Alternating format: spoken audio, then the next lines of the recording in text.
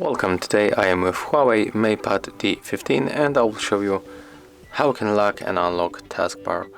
So we have to tap on the right mouse button on our taskbar. And as you can see, currently my taskbar is locked, so I cannot move it. I cannot expand that taskbar. But if you want, click right mouse button and then select with left one to unlock the taskbar.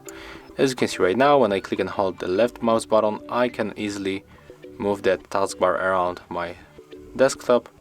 If I want to get it for the right side, I can make it like that and then lock it back.